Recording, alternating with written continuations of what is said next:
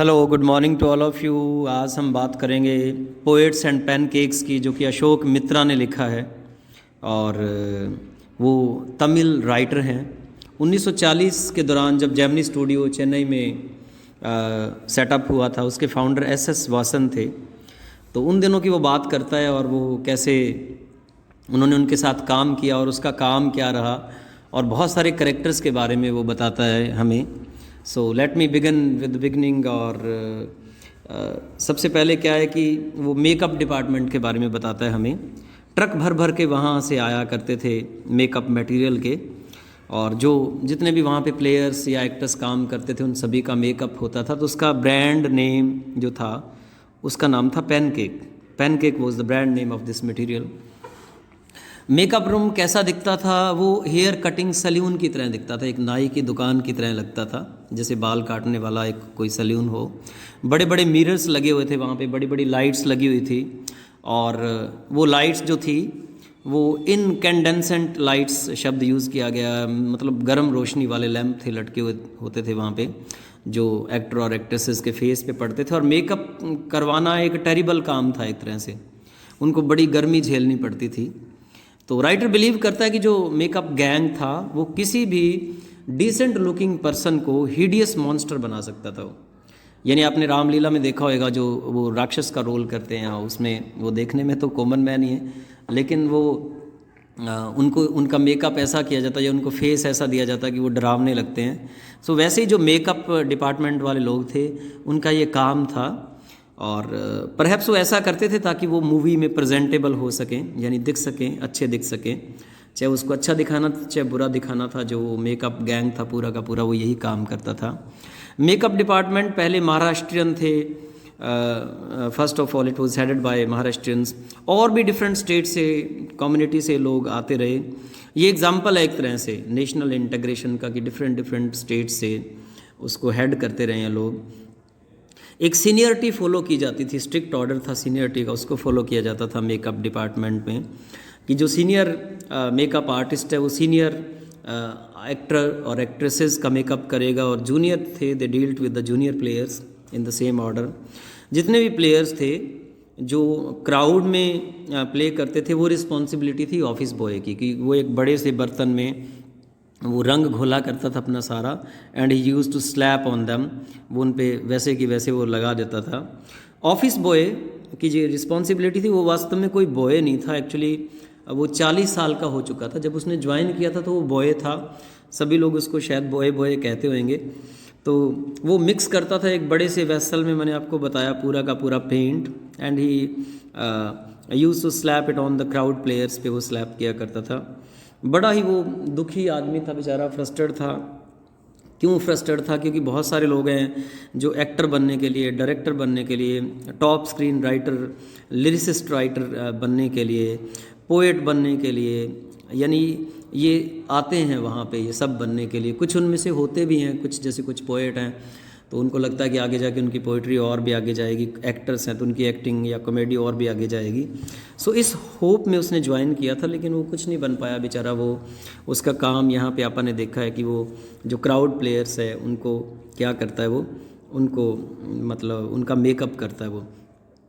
और हमें बताते हैं कि कैसे जो नंबर 2 पे थे जेमिनी स्टूडियो में, जैसे पहले तो बॉस हो गए, दूसरा जो नाम है वो है कोठामंगलम सुब्बू। तो कोठामंगलम सुब्बू जो है वो क्या है, उन्होंने भी जो स्टूडियो ज्वाइन किया था वो बड़ी पैटी पोजीशन में ज्वाइन किया था, मतलब अच्छी पोजीशन नहीं थी उसकी, लेकिन उसको बहुत सारी प्रॉब्लम्स के बाद, डिफ़िकल्टीज़ के बाद उसको अच्छे से स्टैंड करना आ गया। उसके बहुत सारे विर्चूज़ हैं, बहुत क्वालिटीज़ हैं उसमें, और वो इसलिए उसने बॉस से नेक्स्ट पोजीशन बना ली अपनी।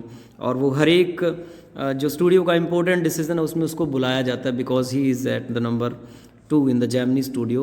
इस तरह का क्वेश्चन भी आता है सुब्बू पे, तो ये उसकी करेक्टरिस्टिक्स हैं।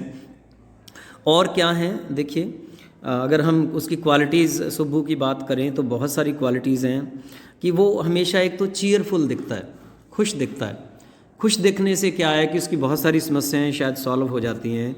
दूसरा, वो मास्टर के प्रति बड़ा लॉयल है, he is very loyal to his master, and वो टेलर मेड लगता है फिल्म्स के लिए। जैसे कई लोगों को आप देखते हैं उनकी फेस से, बॉडी एक्सप्रेशन से आपको लगता होगा कि क्या बात है, ये तो वास्तव में somebody is made for that. तो कई लोग टेलर मेड होते हैं कई कामों के लिए। देन और क्या हुआ, उसके पास जो मोस्ट चीज़ों का, डिफ़िकल्ट सिचुएशन का सोल्यूशन है, ये भी उसकी ख़ास बात है। He had a solution for even the most difficult situations. He was the most important person during the golden days of Gemini studio के दौरान वो इम्पोर्टेंट पर्सन भी रहे शायद सबसे ज़्यादा। और नेक्स्ट बात है कि राइटिंग में भी उसका बड़ा हाथ है, बड़ी अच्छी पोइट्री लिखता है वो, और वो मासेस के लिए लिखता है, यानी पूरी जनता के लिए लिखता है, जानबूझ के वो चूज़ करता है क्योंकि वो ज़्यादा मासेस को अपील करेगी। अमेजिंग एक्टर है वो, कई बार उसको मेन रोल नहीं मिलते हैं, लेकिन whatever role he is given he performs better than the so called main players. और जो उसको रोल दिए जाते हैं वो और भी ज़्यादा बेटर प्ले करता है वो औरों से। वो क्या करता है, जो मेन एक्टर एंड एक्ट्रेसेस हैं उनसे इतना ज़्यादा बेटर प्ले करता है कि कई बार सिर्फ वो रोल याद रह जाता है, पूरी फिल्म याद नहीं रहती लोगों को। और वो लिबरल है, किसी को भी इंटरटेन करने में वो बड़ा फ्री माइंड है, और उसका जेन्युइन लव है लोगों के प्रति। वो हमेशा जेन्युइनली लोगों से प्यार करता है और उनकी हेल्प करता है। दैट्स वाई सब लोग उसको पसंद करते हैं। बट इवन देन, ये सब होने के बावजूद भी उसके दुश्मन हैं। जैसे अच्छे लोगों के दुश्मन होते हैं, आप कितना अच्छा करते रहिए फिर भी लोग कह देंगे ये ऐसा है, ये ऐसा है, ये ऐसा है, ऑल दिस थिंग्स। तो लिबरल पर्सन होने के बाद भी उसके क्या है, बहुत सारे एनिमीज़ हैं, और उनमें से एक एनिमी उसका है ऑफिस बॉय, जो कि मेकअप डिपार्टमेंट में है, और वो सुब्बू को रिस्पॉन्सिबल मानता है बहुत सारी उसकी वोज़ के लिए, दिक्कतों के लिए, मुश्किलों के लिए, और हमेशा उसके बारे में बुरा सोचता है वो। और बहुत सारे लोग हैं, सुब्बू को स्टोरी डिपार्टमेंट में इनरोल रखा गया है, वहाँ पे लॉयर भी हैं जिसको सभी लोग है तो वो लीगल एडवाइज़र, उसको सभी इलीगल एडवाइज़र कहते हैं।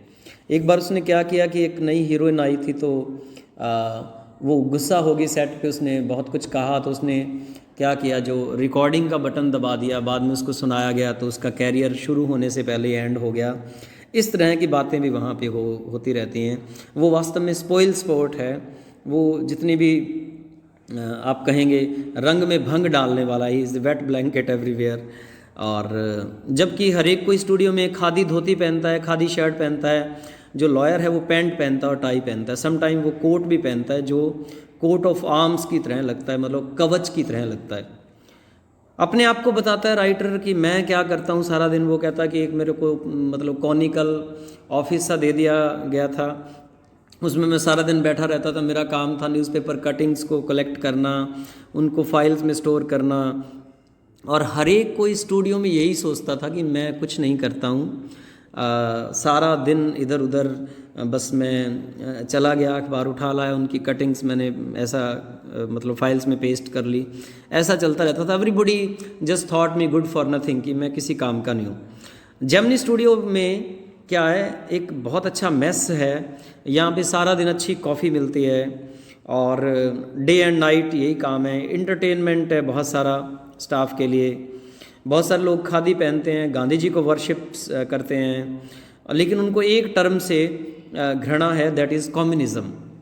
तो ये सारी चीज़ें चलने के बाद राइटर बताता है कि जिन दिनों जेमिनी स्टूडियो में कुछ ज़्यादा काम नहीं था, बहुत सारे लोगों की नौकरी चली गई थी, तो उन दिनों एक और जो कंपनी आई, MRA कंपनी आई, जिसको मतलब जो पूरा का पूरा स्टूडियो था वो मतलब उस पर दे दिया गया एक तरह से, क्या कहूँगा मैं, ठेका टाइप पे, ताकि वो अपने प्ले वहाँ पे दिखा सकें।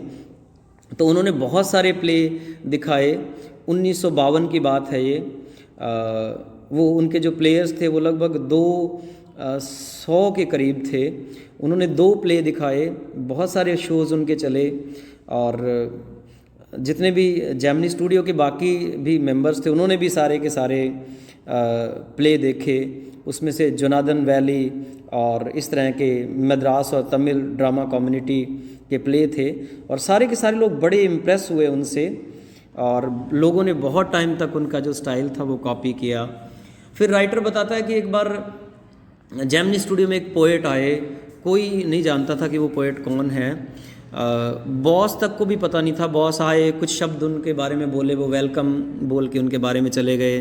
उन्होंने अपनी कुछ कविताएं पढ़ी, जो वहाँ पे आए थे, राइटर या पोएट, दोनों शब्द इस्तेमाल किए गए हैं इसमें। राइटर हमें डिस्क्राइब करता है, एक पोएट आया, सोचिए इंग्लिश पोएट, तो वो स्टीफन स्पेंडर है वास्तव में। स्टीफन स्पेंडर की शायद दूसरी पोएम प्रेस्क्राइब है +2 में, एन एलिमेंट्री इसका स्लम क्लासरूम वाली जो पोएम है, शायद वो प्रेस्क्राइब्ड है। देन तो वो बहुत सारी उसने अपनी कविताएं सुनाई, या इंग्लिश में वो कुछ शब्द बोले, किसी को समझ नहीं आया, सब लोग बड़े हैरान थे, सभी लोगों के लिए ये मिस्ट्री थी कि ये कौन आया है, ये क्या कह रहा है, ऑल दीज थिंग्स। बस सभी लोगों ने चुपचाप सुन लिया। लेकिन राइटर बताता है बाद में कि जब उन्होंने जेमिनी स्टूडियो छोड़ दिया था, वो एक स्टॉल पे कुछ किताबें खरीद रहे थे, और बाद में उनको पता लगा कि वो पर्सन जो है वो वास्तव में स्टीफन स्पेंडर थे, और स्टीफन स्पेंडर एक इंग्लिश पोएट थे। तो इस तरह की तमाम चीज़ें वो बताता है। And he dealt all these characters with his tongue in cheek, मतलब हास्यास्पद भाव में ये सारी बातें वो बताता है। So this is your lesson poet and pancakes. मैंने इसका बड़ा क्वेश्चन आपके लिए डाल दिया गया है।